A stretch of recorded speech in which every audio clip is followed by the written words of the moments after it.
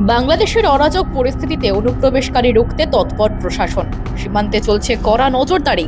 এরই মাঝে ভুয়ো আধার কার্ড ও ভোটার কার্ড তৈরির অভিযোগে বারাসাত নবপল্লী বয়েজ স্কুল সংলগ্ন এলাকা থেকে সমীর দাস নামে এক মুদি দোকান ব্যবসায়ীকে গ্রেফতার করল বারাসাত থানার পুলিশ। অভিযোগ, দীর্ঘদিন ধরে জাল আধার কার্ড তৈরি করে বাংলাদেশিদের পাসপোর্ট পাইয়ে দেওয়ায় সহযোগিতা করত ওই সমীর দাস।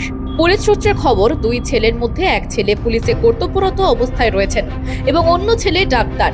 এখন দেখার, যে ছেলে পুলিশে রয়েছেন তারই সহযোগিতায় সমীর দাস জাল আধার কার্ড এবং ভোটার কার্ড তৈরি করে বাংলাদেশিদের পাসপোর্ট তৈরি করত কিনা। যদিও প্রতিবেশীরা বলছেন তারা ঘূর্ণাক্ষরেও টের পাননি দীর্ঘদিন ধরে তাদের পাশের বাড়িতেই চলছে জাল আধার কার্ড পাসপোর্টের ব্যবসা।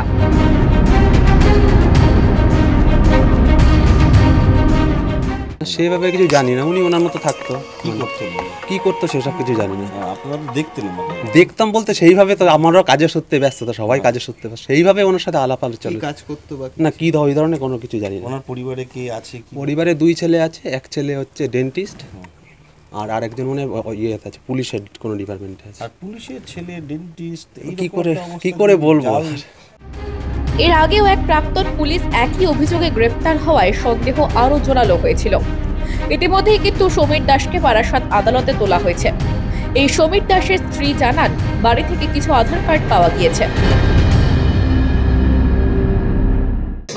ওনার কাছে একটা আধার কার্ড পেয়েছে বলে অ্যারেস্ট করেছে। কতগুলো আধার কার্ড পাওয়া গেছে? কতগুলো পাওয়া যায়নি, একটা দুটো পেয়েছে বলে নিয়ে গেছে। একটা দুটো আধার কার্ড পেলে অ্যারেস্ট করলো? মানে উনি কি করতেন? কি এমনি উনি কি করতেন? উনি মুদিখানার ব্যবসা করতেন। মুদিখানার ব্যবসার জন্য উনি অ্যারেস্ট হয়ে গেলেন? হ্যাঁ, হয়ে গেছে। আমি জানি না। পুলিশ খতিয়ে দেখছে সমীর দাসের সঙ্গে আর কে জড়িত আছে এবং বাংলাদেশিদের কিভাবে এবং কতজনকে সমীর পাসপোর্ট তৈরিতে সাহায্য করেছিলেন। প্রসঙ্গত, পাসপোর্ট জালিয়াতিতে মদত দেওয়ার অভিযোগে হাবড়া থেকে দিন কয়েক আগে গ্রেফতার হয়েছিলেন প্রাক্তন পুলিশকর্মী আব্দুল হাই। 1 বছর আগে কর্মজীবন থেকে অবসর নিয়েছিলেন তিনি। পুলিশের সন্দেহের তালিকায় থাকা 150টি পাসপোর্টের মধ্যে 52টির ইনকোয়ারিং অফিসার ছিলেন কলকাতা পুলিশের তৎকালীন sub inspector Abdul Hai. Passport verification বিভাগ ডিআইবিতে কর্মরত ছিলেন তিনি। অবৈধ প্রাপকদের পাসপোর্ট প্রাপ্তিতে সহযোগিতার জন্য 25,000 টাকা করে ঘুষ নিতেন বলে অভিযোগ। অশোকনগরের কামারপুর এলাকায় বাড়ি প্রাক্তন পুলিশকর্মী আব্দুল হাইয়ের। লালবাজারের পাসপোর্ট বিভাগে দীর্ঘদিন ধরে কাজ করেছেন।